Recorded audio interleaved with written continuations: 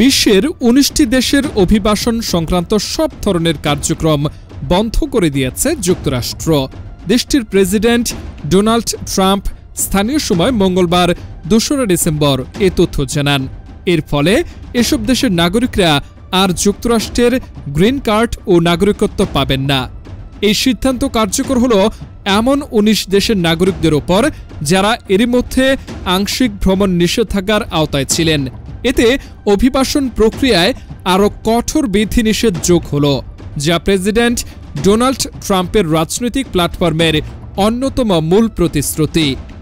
বুধবার প্রকাশিত স্মারকে যে ১৯টি দেশকে লক্ষ্য করা হয়েছে তাদের মধ্যে রয়েছে আফগানিস্তান, মিয়ানমার, চাদ, কঙ্গো প্রজাতন্ত্র, Equatorial Guinea, Eritrea, Haiti, Iran, Libya, Somalia, Sudan এবং ইয়েমেন, যাদের উপর জুনের সবচেয়ে কঠোর বিধিনিষেধ এমনকি প্রায় সম্পূর্ণ প্রবেশ নিষেধাজ্ঞা পর্যন্ত আরোপ করা হয়েছিল।